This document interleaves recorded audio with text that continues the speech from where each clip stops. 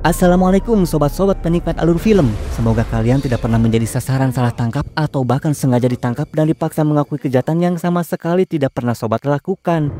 Seperti yang diceritakan dalam film Korea berjudul Golden Slumber, di mana seorang pria baik hati dijebak dan ditangkap dengan tuduhan sebagai pelaku teror bom yang menewaskan calon presiden di negara itu. Padahal saking baiknya sob, pria ini jangankan berani menewaskan seseorang apalagi calon presiden, dia mah nyakitin hati mantan aja tidak berani. Ternyata sob, di balik peristiwa ini ada konspirasi politik yang melibatkan para petinggi negara. Tapi sob, untungnya ini mah hanya sebuah film aja sob, tidak pernah ada di dunia nyata apalagi di negara tercinta kita ini. Lalu seperti apa konspirasi jahatnya dan mampukah dia membersihkan namanya kembali? Kita langsung masuk ke alur ceritanya. Inilah Golden Slumber. Film pun dimulai dengan maraknya pemberitaan tentang kandidat calon presiden yang telah ditentukan. Selain itu, media pun dihebohkan dengan aksi heroik seorang pria yang berani menyelamatkan seorang gadis dari upaya perampokan. Dia adalah Kim Gun-wook, seorang pemuda biasa yang bekerja sebagai kurir. Dia dikenal sebagai sosok yang baik hati dan selalu peduli dengan lingkungan sekitar. Sedangkan gadis yang diselamatkan adalah So-ah, seorang idol terkenal yang sedang naik daun. Kim pun diberi penghargaan sebagai warga pemberani oleh pihak kepolisian. Karena itulah kini Kim menjadi terkenal bahkan sering diundang ke beberapa acara TV. Lalu pada suatu hari ketika Kim akan mengantarkan paketnya, seperti biasa dia selalu mendengarkan siaran radio tentang info lalu lintas yang dibawakan oleh mantan istrinya yang bernama Sun Young. 북단 쪽이고요. 다리 중간 지점에서 사고가 났습니다. 대형 화물차와 승용차가 부딪힌 사고고 이 때문에 주변 지나가기가. Di sisi lain ternyata Kim dan temannya sedang mempersiapkan sebuah toko miliknya yang akan mereka kelola jika Kim sudah berhenti dari pekerjaannya nanti. Dan temannya ini yang bernama Jin-ho mengabari bahwa tokonya sebentar lagi sudah siap. Dan melalui kamera CCTV yang terhubung dengan ponselnya, Kim pun bisa mengawasi keadaan toko secara langsung. Karena keramahan dan sikap pedulinya pada sesama, dia pun jadi sosok yang disukai banyak orang. Hingga Kim pun tidak jarang dikerumuni anak-anak yang menganggap dirinya sebagai superhero karena sudah menyelamatkan idola mereka. Saat itu Kim dihubungi oleh teman lamanya yang bernama Muyol. Mereka pun bertemu dan mengobrol tentang masa lalu. Jadi ternyata sob, mereka dulunya tergabung ke dalam sebuah kelompok band dan hubungan mereka sangatlah dekat. 자, 정치하자 기부해라. Kim pun turun untuk mengantarkan paket terlebih dahulu yang kebetulan lokasinya tidak jauh dari tempat parkir. Namun anehnya sob, alamat paket itu mengarah ke sebuah gedung kosong tak berpenghuni. Lalu ketika Kim kembali, mobil boxnya malah dibawa pergi oleh Muyol dengan alasan mobilnya itu membuat kemacetan dan dia hanya membawanya untuk memutar balik. Namun di saat yang sama, rombongan mobil calon presiden nomor urut 1 pun datang dari arah yang berlawanan. Dan secara tiba-tiba mobil itu pun meledak dan menewaskan seluruh penumpang yang ada di dalamnya. Kim yang melihat langsung kejadian itu sangatlah terkejut. Dan ternyata saat itu Kim sedang dijebak oleh sahabatnya sendiri. Karena Muyol adalah bagian dari organisasi yang menentang calon presiden nomor urut 1. Ketika ditelepon oleh Kim, Muyol pun memberitahu jika paket yang dipegangnya adalah sebuah bom yang akan menjadi bukti bahwa Kimlah yang sudah menewaskan calon presiden. 무슨 소리 하는 거야? 비선 하나 더 있다. 1차 폭발후 정확히 3분. 발괄수 1분 지났다. Namun Muyol yang masih terikat dengan tali persahabatan pun mengurungkan niatnya dan bermaksud untuk menjemput kembali Kim. Dia pun menjelaskan jika bom yang ada di dalam paket itu akan meledak dalam waktu 3 menit setelah ledakan pertama terjadi. Muyol pun memberikan nomor seseorang untuk dimintai bantuan dan meminta Kim untuk segera pergi menyelamatkan diri karena dia akan dihabisi oleh komplotannya jika sampai tertangkap. 한양에서 진빛 갚으라고 전해. Muyol pun berpesan kepada Kim untuk tidak percaya kepada siapapun. Bom itu pun dibawa oleh Muyol. Lalu komplotan Muyol pun mulai mengejar Kim atas perintah seseorang wanita dari suatu tempat. 제거해. Sementara itu, Muyol membawa mobil beserta bom itu ke sebuah gedung parkiran untuk menghindari korban jiwa. Namun Muyol malah ditembak oleh komplotannya sendiri karena dia sudah berkhianat. Akhirnya bom pun meledak menghancurkan mobil dan Muyol pun tewas.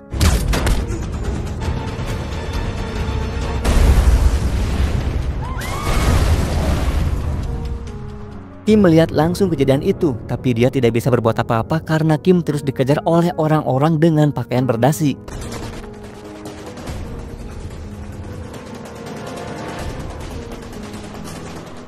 Saat Kim sedang dikejar, dia pun mendapat panggilan dari Yomi, wanita yang akhir-akhir ini sedang dekat dengan Kim.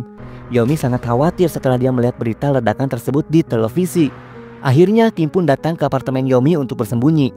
Saat itu dia melihat berita lanjutan dari kasus tersebut yang menjelaskan bahwa ledakan itu kemungkinan besar disebabkan oleh mobil RC berbahan peledak yang dikendalikan dari jarak jauh. Di apartemen Yomi, Kim pun melihat banyak mobil RC berjejer di lemari milik Yomi. Kim pun mulai curiga kepadanya.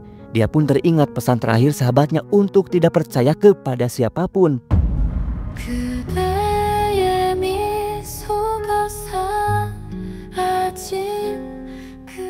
Ternyata benar sob kecurigaan Kim. Yomi adalah bagian dari konspirasi tersebut. Dan kehadirannya sudah diatur sedemikian rupa untuk mengatasi kejadian seperti ini. Karena identitasnya sudah terungkap, Yomi pun mulai menyerang dan berusaha untuk melumpuhkan Kim. Namun usahanya itu gagal ketika Kim tidak sengaja membenturkan kepala Yomi ke meja yang membuatnya pingsan.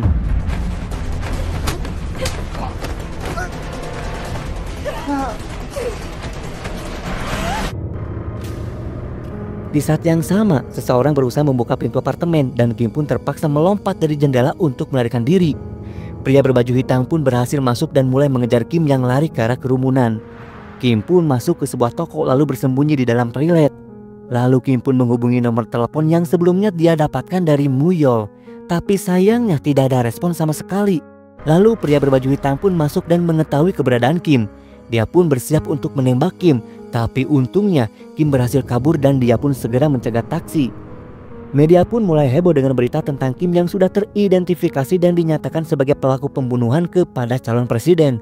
Orang-orang pun kaget tidak menyangka karena beberapa waktu lalu Kim adalah sosok yang mendapat penghargaan karena sudah menyelamatkan Soah, sang idol terkenal. Lalu di tempat lain dalam sebuah konferensi pers, Kepala Badan Intelijen pun memutuskan untuk membentuk tim pencarian bersama polisi. Namun pihak polisi kebingungan karena ternyata kasus tersebut malah diambil sepenuhnya oleh pihak intelijen. Sedangkan mereka hanya menjadi pajangan di acara pertemuan itu dan tidak memiliki peran sama sekali. Lalu di tempat lain ternyata komplotan yang mencari Kim pun berhasil menangkap dan menginterogasi Junho di toko milik Kim. Aksi mereka itu terpantau oleh kamera CCTV sehingga Kim bisa mengetahuinya. Kim pun mengancam akan melaporkan mereka ke pihak kepolisian. Namun ternyata komplotan itu sudah menyiapkan rencana lain, di mana seorang pria yang mirip dengan Kim pun muncul di toko itu dan menghabisi Junho.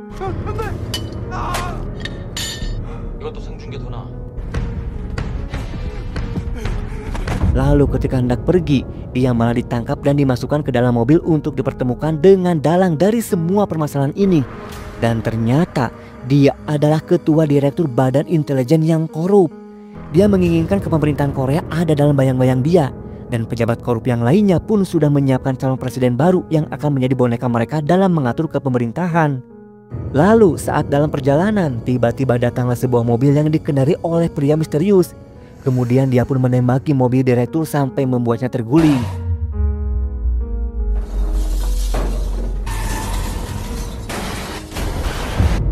Dia pun turun untuk menyelamatkan Kim dan membawanya pergi menuju tempat persembunyiannya.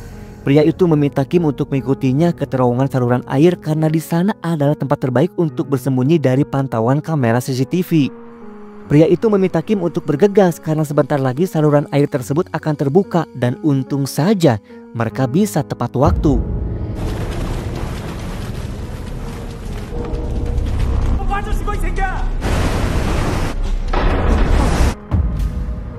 Setelah menyusuri saluran air, Kim dibawa ke tempat persembunyian dan di sanalah semuanya terungkap.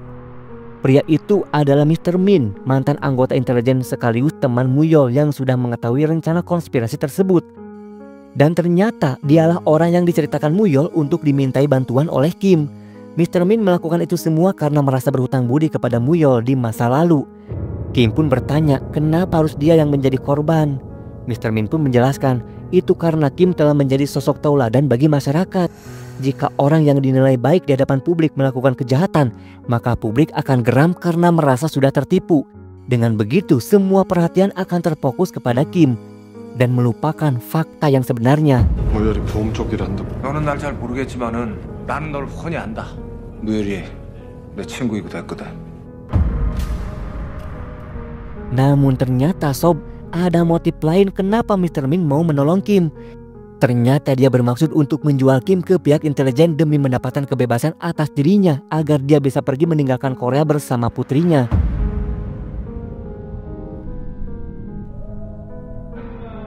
내가 얘기했잖아. 사람은 감상에 빠지면 경계심을 풀게 되지. 매사 의심하고 살자. 그게 무열이 말버릇이었는데 별로 안 친했나 보네. Mr. Min mengancam jika tuntutannya itu tidak dipenuhi, maka dia akan membawa Kim dan membeberkan fakta yang sebenarnya ke publik. Lalu keesokan harinya, Sun Young selaku mantan istri Kim dimintai keterangan dan diajak untuk bekerja sama oleh badan intelijen. Mereka meminta Sun Young untuk melaporkan jika Kim menghubunginya agar pihak intelijen bisa melacak keberadaannya. Namun Sun Young berkata bahwa mereka sudah tidak dekat dan Kim pun tidak mungkin menghubunginya lagi. Lalu di malam harinya, Sun Young pun datang ke acara pemakaman Muyol. Di sana dia bertemu dengan sahabat Kim di masa lalu, ada Dongju dan juga Geumchul yang pernah tergabung ke dalam kelompok bandnya Kim.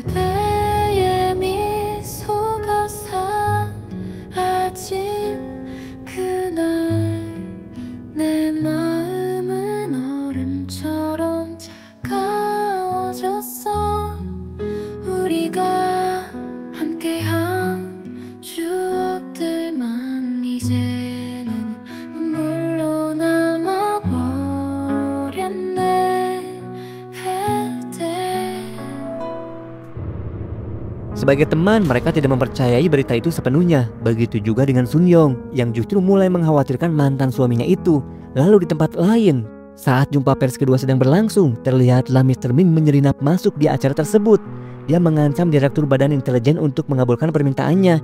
Namun direktur tidak takut sama sekali, malah mengeluarkan peringatan bahwa bagi siapapun yang berusaha melindungi ataupun menyembunyikan pelaku akan dihukum seberat mungkin. Merasa tidak punya pilihan lain, Mr. Min pun pergi meninggalkan gedung setelah dia berhasil melumpuhkan salah satu anggota intelijen yang mengejarnya. Akhirnya dia pun melepaskan Kim karena tidak mau tertangkap sebagai pembantu kriminal. Namun ketika mobil Mr. Min mogok, dengan baik hatinya Kim malah membantu mendorong mobilnya. Kim tidak marah karena tahu bahwa Mr. Min melakukan itu demi keluarganya. Lalu saat mobil menyala, Mr. Min pun tidak tega meninggalkannya dan akhirnya Mr. Min mengajaknya untuk pergi bersama. Di perjalanan, Mr. Min menjelaskan bagaimana cara kerja intelijen yang sebenarnya dalam konspirasi ini. Ada orang yang dijadikan sebagai tiruan Kim melalui operasi plastik. Dengan begitu mereka sudah mempunyai bukti akurat yang akan dipercayai media. Jadi bisa dibilang ini adalah konspirasi yang diciptakan pemerintah bersama dengan media. 2위였던 조세현 후보를 차기 대선 후보로 합의 추대키로 의견을 모았습니다. 대부분의 여당 의원들이 찬성 입장을 밝히고 있는 만큼 큰 이변이 없는 한 조세현 후보가 국민적... Akhirnya Mr. Min dan Kim saling bekerja sama untuk mengungkap konspirasi jahat ini. Dan langkah pertama yang harus mereka lakukan adalah menemukan dokter yang melakukan operasi plastik pada tiruan Kim. Mr. Min meminta bantuan temannya untuk mengumpulkan daftar ahli bedah yang bermasalah. Karena badan intelijen tidak mungkin menggunakan dokter bedah yang bersih untuk menjalankan konspirasi jahatnya ini. Mr. Min yakin jika di antara dokter ini pasti ada yang pernah bertemu dengan Kim untuk mempelajari bentuk wajahnya. Ketika dia melihat salah satu foto dokter bedah itu, Kim pun teringat bahwa dokter itu pernah dikenalkan oleh So Min sebagai sepupunya. Ketika melihat detail aktivitas, ternyata dokter itu sedang menjalani sidang perceraian dengan istrinya. Kim pun teringat bahwa temannya Dongju adalah seorang pengacara perceraian. Akhirnya dia menghubungi temannya itu untuk meminta berkas dan segala informasi tentang dokter tersebut. Dan mereka pun janjian untuk bertemu dan menyerahkan informasi dokter tersebut di tempat di mana mereka dulu mengambil foto untuk poster band mereka. Karena Dongyu terlalu takut untuk menyerahkan berkas-berkas itu, akhirnya Geumchul lah yang menggantikannya. Keesokan harinya, Mr. Min mengantarkan Kim ke lokasi pertemuan. Ia meminta Kim untuk membawa pelacak dan alat pendengar yang akan membantunya jika terjadi sesuatu di tempat itu. Akhirnya Geumchul pun datang dan menyerahkan berkas yang dia minta. Namun tiba-tiba Mr. Min mengirim kabar bahwa pertemuan itu adalah sebuah jebakan. Geumchul menjelaskan jika dia tidak tahu bahwa dirinya telah diikuti. Tapi Kim sudah tidak percaya lagi padanya dan dia pun pergi meninggalkan tempat itu.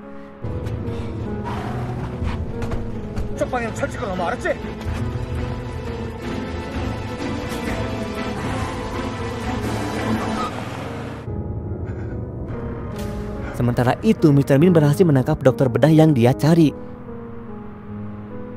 Dokter itu pun dibawa ke sebuah warnet untuk mengakses riwayat medis yang dia lakukan. Dengan begitu, Mr. Min bisa mendatangi alamat pasien untuk membuatnya bersaksi. Namun ternyata riwayat itu telah disunting 3 jam yang lalu. Itu berarti alamat yang tertera di berkas itu kemungkinan besar adalah jebakan. Namun meski begitu, Mr. Min berkata bahwa tidak ada pilihan lain selain memakan umpan tersebut.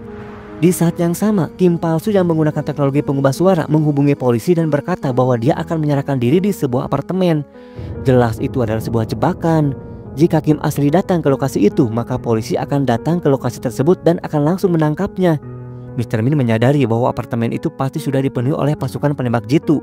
Oleh karena itulah dia memanggil puluhan driver online untuk mengantar makanan ke apartemen tersebut untuk mengelabui mereka. Kim pun menyamar di antara driver itu dan mulai mencari alamat yang dimaksud. Sementara itu Mr. Min berusaha untuk memadamkan listrik apartemen supaya pergerakan musuh terhambat. 뭐야 이것들은 320번 노출되면 절대 안 돼. 무조건 사출. Namun sayangnya Kim malah ditangkap oleh Kim palsu dan dia sudah siap untuk menghabisinya. Dan skenario yang sudah disiapkan Badan Intelijen adalah kasus bunuh diri agar publik mengira bahwa pembunuh calon presiden telah mengakhiri hidupnya di sana. Tapi di saat yang sama, polisi datang lebih cepat hingga pihak intelijen terpaksa menghalanginya karena jika polisi melihat ada 2 Kim yang ada di tempat itu, maka rencana mereka akan berantakan.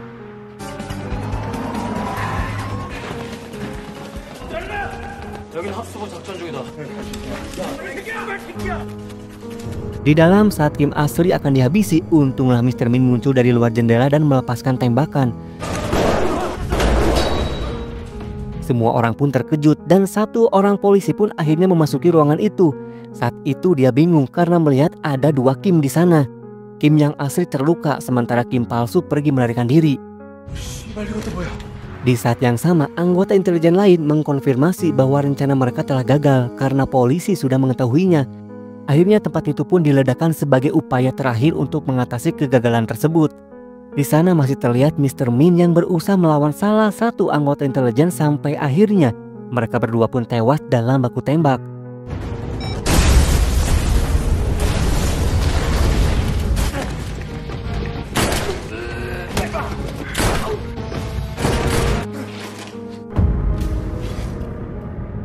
Media pun mulai mengabarkan berita palsu bahwa Kim dan kaki tangannya Mr. Min melakukan aksi bom bunuh diri. Geum-chul yang sebelumnya ditangkap kini dipaksa untuk bersaksi bahwa kejadian tersebut adalah fakta. Sementara Sun Young dan Dong Gyu melihat langsung jasad temannya itu di rumah sakit. Di lain tempat, Kim palsu dibawa dan diasingkan ke sebuah daerah untuk menjalani kehidupan barunya. Namun ternyata dia adalah Kim yang asli. Jadi selama ini Mr. Min sudah menyadari rencana yang dirancang oleh Badan Intelijen. Oleh karena itulah saat di dalam gedung dia menyarankan Kim untuk bertukar posisi dengan Kim palsu. Karena hanya itulah satu-satunya peluang jika ingin hidup. Geum-chul pun muncul di televisi untuk memberikan kesaksian palsu. Dia terpaksa melakukan itu demi keselamatan keluarganya. Namun ketika teman-temannya datang, dia pun sadar dan menarik kembali semua perkataannya.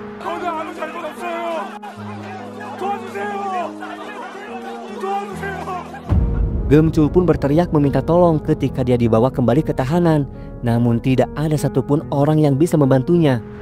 Lalu keesokan harinya, Kim memutuskan untuk mengungkapkan identitasnya ke publik. Dia menghubungi Sun Young dan memintanya untuk menyiarkan berita di radio. 야, 전선영. 57분 교통정보입니다. 나 여보세요? 안녕하세요. 저는 김건우라고 합니다. Akhirnya dia menghubungkan panggilan tersebut dengan siaran radio lalu lintas yang sedang dia bawakan. Saat itu Kim memperkenalkan dirinya dan menjelaskan semuanya bahwa dia telah difitnah. Kehadirannya di saat itu sudah menjadi bukti kuat bahwa kejadian sebelumnya memang sebuah konspirasi. Petinggi negara mulai khawatir dan dia meminta Direktur Badan Intelijen untuk segera mengatasi masalah itu. Sun Young dan Dong Gyu menyusun rencana untuk mengumpulkan media di satu tempat. Lalu Kim diberi instruksi untuk datang ke tempat tersebut. Namun sayangnya, Badan Intelijen dengan cepat menangani masalah itu. Mereka pun berhasil melacak keberadaan Kim dan menghadangnya saat dia menyusuri saluran air. Di saat yang sama, polisi juga sudah dikerahkan untuk membubarkan media dan berkata bahwa siaran radio sebelumnya adalah hoax. Dan akhirnya, awak media pun pergi meninggalkan tempat tersebut. Sementara itu, Kim berhasil tertangkap oleh direktur dan pasukannya. Namun ternyata Kim sudah merencanakan itu di mana dia sengaja menunggu saluran air terbuka. Dan akhirnya direktur dan pasukannya yang ada di sana pun hanyut sementara Kim berhasil menyelamatkan diri. dan memanjat ke permukaan. 뭔 개소리야, 이씨.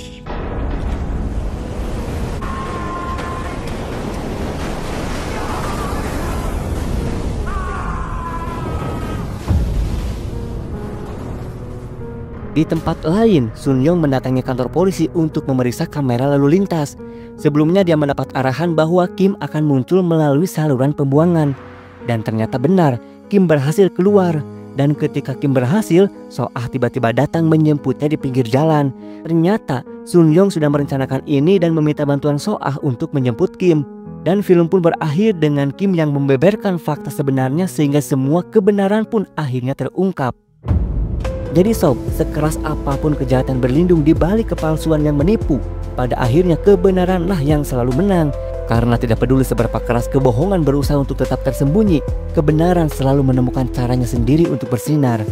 Allah Subhanahu wa Ta'ala berfirman, "Dan katakanlah kebenaran telah datang dan yang batil telah lenyap. Sungguh, yang batil itu pasti lenyap." Quran Surat Al-Isra ayat 81.